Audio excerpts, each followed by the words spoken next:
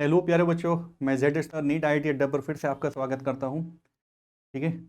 Last lecture में हमने पढ़ा था कि किस तरह से डीपीडी प्लांट सेल्स के लिए इंपॉर्टेंट बन जाती है और किस तरह से वाटर अमाउंट वेरी करती है इन केस ऑफ डीपीडी। और हमने जो लेक्चर एंड किया था, लेक्चर एंड करने पर हमने ये प्रॉब्लम सॉल्व की थी। ठीक है, क्लियर हुआ? ये प्रॉब्लम हमने सॉल्व की थी यहाँ से। मैंने आपको लिखाया था उस प्रॉब्लम पे लेक्चर नंबर 4 में किस तरह से डीपीडी के ऊपर मैंने आपको क्वेश्चन कराया था स्टेटमेंट बेस्ड, कि statement number 1 statement number 2 both are correct both are incorrect. ये आपने मेरे उस वीडियो में देखा होगा। टुडे वी विल डिस्कस कि क्या क्या कंडीशंस होंगी, किस तरह से हम क्वेश्चंस को और सॉल्व कर सकते हैं। क्वेश्चंस अगर देखिए, अगर हम किसी भी एक प्लांट सेल में देखते हैं तो वाटर डिमांड क्या रखेंगे यहाँ से। वाटर डिमांड के लिए अगर हम देखें तो वाटर डिमांड, ठीक है, तो यही क्वेश्चन पूछ सकता है वाटर डिमांड के लिए।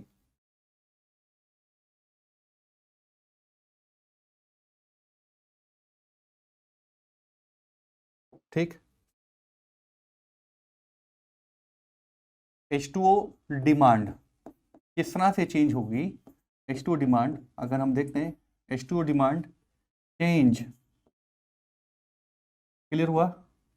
ठीक है, तो H2O डिमांड अगर हम देखें तो देखिए, सबसे ज्यादा अगर कोई भी एक सेल फ्लैसिड सेल है, कैसी है, फ्लैसिड सेल, क्लियर हुआ? एक हमारे पास होगा सेमी टर्जिड सेल, एक हमारे पास कौन सी सेल होगी, semi turgid cell. What we have, semi turgid cell. तीसरी हमारे पास सेल होगी प्लाज्मोलाइज्ड सेल, ठीक है, and then next is turgid cell. Is it okay? अब यहां से क्वेश्चन बन सकता है नीट में कि किस तरह से सेल में हम यहां से रखेंगे। इसी को हमने मान लीजिए ऑप्शन दे दिए, option A, option B and option C and option D. अब अगर ये पूछा जाता है कि which one cell has maximum demand of water, किस सेल के अंदर वाटर की सबसे ज्यादा डिमांड होगी, आंसर बताइए बच्चों। ठीक है, yes, the answer will be plasmolysed cell. Plasmolysed cell के अंदर वाटर की सबसे ज्यादा डिमांड होगी। और क्वेश्चन नंबर 2 यहां से पूछ सकता है कि किस सेल में वाटर की सबसे कम डिमांड होगी, that will be turgid cell. तब हमारे पास यहां से एक सीक्वेंस रहेगा। सीक्वेंस अगर हम देखें तो देखिए, plasmolysed cell, plasmolysed cell, okay, plasmolysed cell के पास सबसे ज्यादा वाटर डिमांड होगी। उसके बाद हम यहां से देखेंगे फ्लैसिड सेल, कौन सी सेल होगी, फ्लैसिड सेल। फ्लैसिड सेल ध्यान रखिएगा कंप्लीटली श्रिंक नहीं होती। फ्लैसिड सेल के बाद सेमी टर्जिड सेल और then after that turgid cell.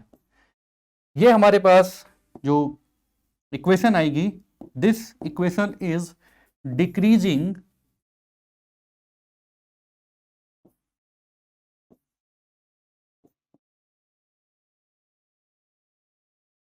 Order. ठीक है, क्या रहेगा हमारे पास, decreasing order of demand of water inside a cell. Is it clear? ध्यान रखिएगा। तो ये क्वेश्चन आपके लिए तैयार हो गए, बहुत सारे क्वेश्चन यहां से बन सकते हैं। ठीक, इज इट क्लियर? नेक्स्ट हम यहां से डिस्कस करेंगे व्हाट विल हैपन। देखिए, नेक्स्ट क्वेश्चन आता है, अगर किसी भी एक प्लांट सेल के लिए, what we are discussing here, plant cell, क्या डिस्कस कर रहे हैं हम यहां पर, प्लांट सेल। प्लांट सेल के लिए अगर हम यहां पर देखें, देन पूछेगा what will happen, what will happen, तब क्या होगा अगर, what will happen, turgor pressure, ठीक है, क्लियर हो गया। अगर टर्गर प्रेशर इससे ज्यादा हो जाए वॉल प्रेशर से, देन व्हाट विल हैपन? अगर टर्गर प्रेशर वॉल प्रेशर से ज्यादा हो गया है तो इस केस में cell become fully turgid, maximum turgid होगी बट बस्ट नहीं होगी। ठीक है, मैक्सिमम टर्जिड रहेगी, maximum turgid but not burst, but not burst. Burst क्यों नहीं होगी मैंने आपको बता रहा हूं, क्योंकि जो वॉल प्रेशर था वो वॉल प्रेशर किसका करेक्टर था? Characters of what? Cell wall. किसकी वजह से था? ठीक है, क्लियर हो गया। तो सेल वॉल क्या होता है यहां पर? Cell wall will provide, cell wall will provide rigidity. क्या प्रोवाइड करेगी? रिजिडिटी, जिसकी वजह से एक प्रॉपर यहां पर एक फोर्स मिलेगा जिसकी वजह से सेल बस्ट नहीं होगी।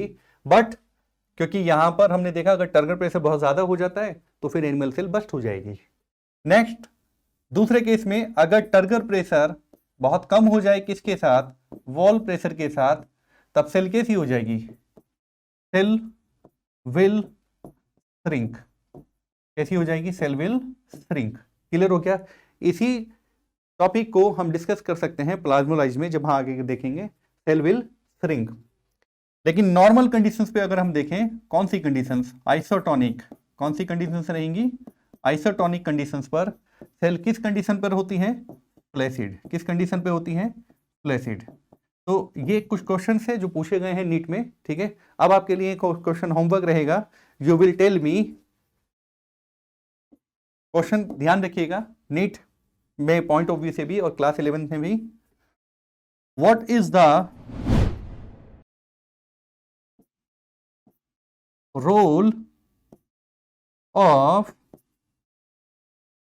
TP in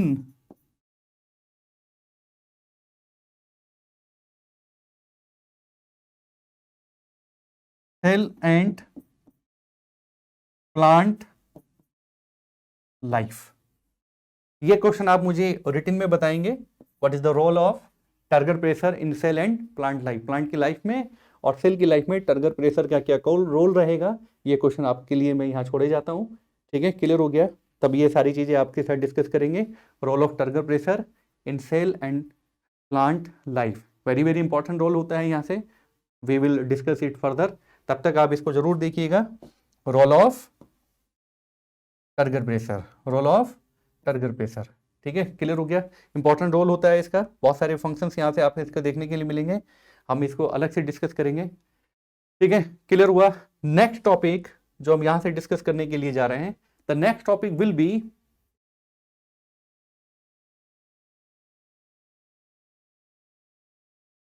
osmosis. The next topic will be osmosis. देखिए, ऑस्मोसिस के बारे में आप लोगों ने बहुत पहले से पढ़ रखा होगा, नो प्रॉब्लम। लेकिन हम इसको बड़े इजी वे में पढ़ेंगे और मॉडर्न कॉन्सेप्ट के अकॉर्डिंगली पढ़ेंगे, अकॉर्डिंग टू वाटर पोटेंशियल। क्योंकि जो लेटेस्ट कॉन्सेप्ट है वो वाटर पोटेंशियल से हमें एक्सप्लेन करना होता है ऑस्मोसिस के लिए, और या हम क्या बोल सकते हैं कि on the basis of free energy. सबसे पहले अगर हम ऑस्मोसिस को देखें तो जो ये टर्म था, टर्म गिवन बाय एक साइंटिस्ट हुए थे जिनका नाम था Nollet. Term given by Nollet. किसने दिया था term? Term given by osmosis.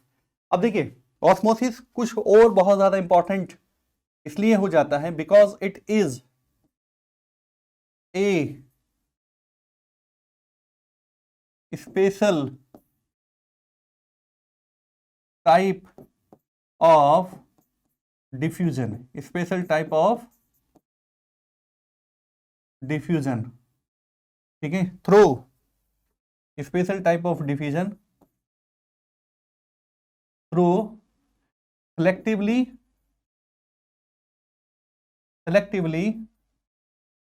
permeable membrane, selectively permeable membrane, selectively permeable membrane। तो ये एक स्पेशल टाइप ऑफ ऑस्मोस डिफ्यूजन होता है जो सिलेक्टिवली परमिएबल मेम्ब्रेन। अब इसका डिमॉन्स्ट्रेशन किस तरह से करेंगे? डिमॉन्स्ट्रेशन करने के लिए हम यहाँ पर बहुत ज़्यादा कॉम्प्लिकेटेड नहीं करेंगे इसको। देखिए, हमने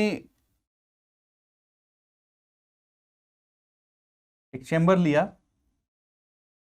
और इस चैम्बर में हमने क्या किया, ठीक है, इक्वल अमाउंट ऑफ वाटर रखेंगे और इक्वल अमाउंट ऑफ वाटर रखने के बाद ऑलवेज रिमेंबर, ठीक है, पहले हम यहाँ पर इन दोनों चैम्बर को सेलेक्टिवली परमिएबल मेम्ब्रेन से सेपरेट कर लेंगे। क्लियर हो गया? What is this one? This is selectively permeable membrane. क्या होगा, क्या लिखेंगे हम इसको बच्चों? Selectively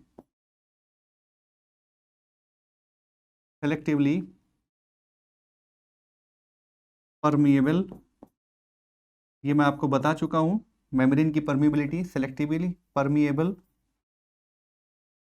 membrane. What is this one? Selectively permeable membrane. क्या है ये? Selectively permeable membrane. Is this okay? ये जो सेलेक्टिवली परमिएबल मेम्ब्रेन है, इस सेलेक्टिवली परमिएबल मेम्ब्रेन ने सेपरेट किया, these are the water molecules, these are water molecule. इज इट ओके? ये क्या है प्यारे बच्चों? ये वाटर मॉलिक्यूल है, दीज आर वाटर मॉलिक्यूल। ठीक है, क्लियर हो गया? यहां पर भी वाटर मॉलिक्यूल बना लेते हैं, यहां तक किसी को कोई दिक्कत नहीं होनी चाहिए। ये भी हमने वाटर मॉलिक्यूल यहां पर कंप्लीटली इसको फिल्ड किया। इनिशियल कंडीशन पर आपको पता होना चाहिए कि दोनों ही चैम्बर, ठीक है, जो कि हमने सेलेक्टिवली परमिएबल मेम्ब्रेन से सेपरेट कर रखे हैं, ये दोनों ही चैम्बर, इसको हमने नाम दिया है चैम्बर ए, इसको नाम दिया हमने चैम्बर बी। इनमें equal amount of water present है। क्या प्रेजेंट है? Equal amount of water. अब इक्वल अमाउंट ऑफ वाटर के लिए यहां पर क्या लिख देंगे आप? इक्वल अमाउंट ऑफ वाटर, यहां से हमने लिखा फॉर एग्जाम्पल 250 ml H2O। मैंने बताया था कि दोनों चैम्बर में बराबर अमाउंट ऑफ वाटर है, यहां पर भी हमने लिखा 250 ml H2O। Is it okay? Water potential का कॉन्सेप्ट हमें यह बताता था कि जितना ज्यादा वाटर मॉलिक्यूल होंगे उतना ही उनका केमिकल पोटेंशियल या वाटर पोटेंशियल होगा। और वाटर पोटेंशियल मैंने बताया था कि it is a measurement, thermodynamics में वाटर पोटेंशियल किसका मेजरमेंट था? Measurement of the free energy. Is it okay?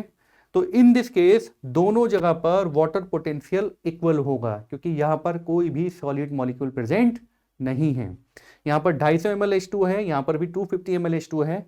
सो हम ये कह सकते हैं कि यहां पर जो चैम्बर ए, यानी chamber A water potential of A, is it okay, and the water potential of B, ठीक है, वाटर पोटेंशियल ऑफ बी। तो water potential of B and water potential of A, ये दोनों क्या है यहां से? ठीक है, इक्वल हैं। वाटर पोटेंशियल, ठीक है, of B, both are equal. तो water potential of A and the water potential of B are equal, क्योंकि इक्वल अमाउंट ऑफ हमारे पास वाटर है, दोनों तरफ बराबर फ्री मॉलिक्यूल प्रेजेंट है, इसलिए वाटर पोटेंशियल दोनों का इक्वल होगा। लेकिन कंडीशन चेंज होगी जब हम यहां से देखेंगे, तो यहां पर कोई भी नेट मूवमेंट आपने को देखने के लिए अभी नहीं मिलेगी, लेकिन the things will be change. Things कैसे चेंज होंगी? यहां पर हम क्या करेंगे, हमने यहां पर इस चैम्बर ए में 50 ग्राम, हाउ मच, 50 ग्राम सॉल्यूट ऐड कर दिया। Is it okay? और चैम्बर नंबर बी में हमने 150 ग्राम सॉल्यूट ऐड किया है। How much? यहां पर हमने 50 ग्राम सॉल्यूट ऐड किया है, यहां पर हमने 150 ग्राम सॉल्यूट ऐड किया है। नाउ आप मुझे अब बताइएगा कि किसका वाटर पोटेंशियल कम होगा? ठीक है, लास्ट टाइम भी मैं आपको बता चुका हूँ, the basis of water potential मैंने बताया था कि प्योर वाटर का वाटर पोटेंशियल मैक्सिमम होता है जो कि 0 होता है। अब अगर हमने यहाँ पर 150 ग्राम सॉल्यूट मॉलिक्यूल हमने ऐड किया है तो इसका वाटर पोटेंशियल ज़्यादा निगेटिव में चला जाएगा। इसकी कंपैरिजन में चैम्बर ए की कंपैरिजन में, क्योंकि यहाँ पर वाटर के साथ साथ जो सॉल्यूट के मॉलिक्यूल हैं वो 50 ग्राम है, लिहाजा यहाँ पर वाटर पोटेंशियल में जो कमी आएगी वो कम आएगी किसकी कंपैरिजन में, ठीक है, चैम्बर नंबर बी की कंपैरिजन में। Is it okay? तो this chamber A will contain high water potential. Is it okay? And the chamber number B will contain less water potential. Is it okay? Clear हो गया? मैंने आपको water potential पे ये concept बता दिया था कि वाटर हमेशा फॉलो करेगा, water move H2O move from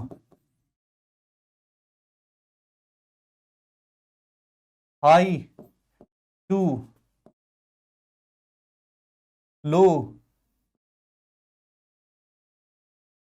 water potential. H2O move from high to low water potential. अब यहां पर किसका हाई वाटर पोटेंशियल है? The chamber number A and the chamber B has a low water potential. क्या है यहां पर? Low water potential. In this conditions what we will see, जो मूवमेंट ऑफ वाटर होगी कहां से कहां होगी बताइए जल्दी। The movement of water will be the movement of water from chamber A to chamber B. Is it okay? Chamber A to chamber B. Is it clear? इतना समझ में आ गया सभी के लिए? इन शॉर्ट दूसरे टर्म में हम ये बोल सकते हैं कि जो ये सॉल्यूशन तैयार हुआ है ये सॉल्यूशन होगा हाइपोटोनिक। कौन सा होगा ये solution? Hypotonic. This solution is hypotonic. ठीक है, क्लियर हो गया? ध्यान रखिएगा, वर्ड है हाइपो। हाइपो बायो के केस में कहां से आता है? ठीक है, हाइपो का मतलब होता है फ्यू। Is it okay? ये ब्लो। और टॉनिक का मतलब होता है कंसंट्रेशन। क्या मतलब होता है? Concentration. Is it clear? Solution B, chamber number B में जो सॉल्यूशन रहेगा it will be hypertonic. Hypertonic क्यों होगा? क्योंकि यहां पर सॉल्यूट की अमाउंट ज्यादा प्रेजेंट है। कितना सॉल्यूट है? 150 ग्राम। It will be hypertonic. Hyper का मतलब होता है मोर। टॉन जो वर्ड आता है it is for concentration. It will contain the more concentration. तब हमारे पास यहां से डेफिनेशन निकल के आती है ऑस्मोसिस की। ऑस्मोसिस के लिए डेफिनेशन अब क्या रहेगी? ऑस्मोसिस के लिए डेफिनेशन भी देख लीजिए। ठीक है, the movement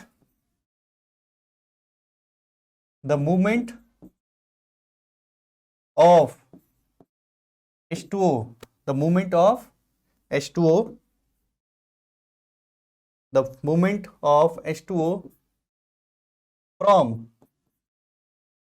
low solute concentration to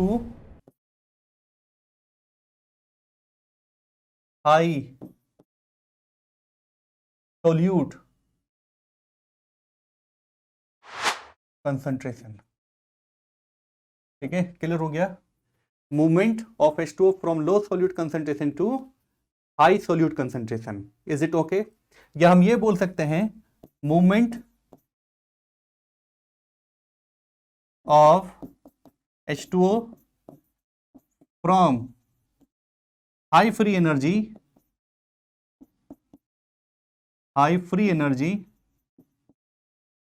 to low free energy. Clear हो गया? या हम यहां से बोल सकते हैं कि जो वाटर की मूवमेंट होगी वो हमेशा कहां से कहां होगी बच्चों? हाइपोटोनिक सॉल्यूशन से कहां होगी? बोलिए। हमेशा रहेगी हाइपरटोनिक सॉल्यूशन में। तो मूवमेंट ऑफ वाटर हमेशा कहां से कहां रहेगी? हाइपोटोनिक सॉल्यूशन से हाइपरटोनिक सॉल्यूशन। यहां से आप किसी भी डेफिनेशंस को यहां से आप कैप्चर कर सकते हैं। ठीक है, क्लियर हो गया। तो ये कॉन्सेप्ट भी आप याद रखिएगा, इस कॉन्सेप्ट के बेसिस पर आपको प्लाज्मोलाइसिस प्रोसेस पता चलेगी। ये कॉन्सेप्ट आपको पता होना चाहिए, ये डेफिनेशन आपको पता होना चाहिए। रिक्वायरमेंट हमेशा यहां पर क्या रहेगी, अगर पूछा जाएगा what is the differences between diffusion and osmosis, तो ध्यान रखिएगा सेलेक्टिवली परमिएबल मेम्ब्रेन, तो यहां पर सेलेक्टिवली परमिएबल मेम्ब्रेन रिक्वायर्ड होगी। व्हाई दिस रिक्वायरमेंट अकर, क्योंकि जो ये सेलेक्टिवली परमिएबल मेम्ब्रेन है, it is only selectable permeable for water molecule, not permeable for solute molecule. तो ये जो सेलेक्टिवली परमिएबल मेम्ब्रेन है, ये किसके लिए, not permeable for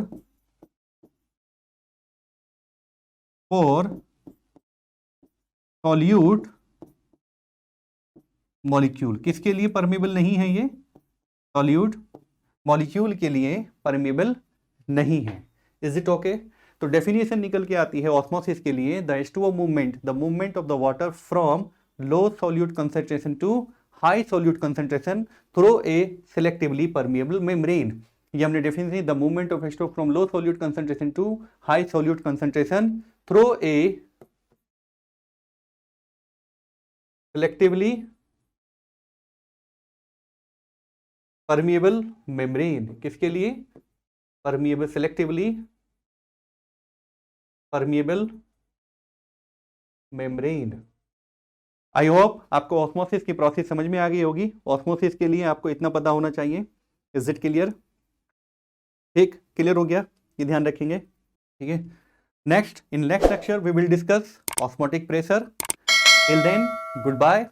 watch our channel NEET IIT Adda, like and subscribe it. Good day.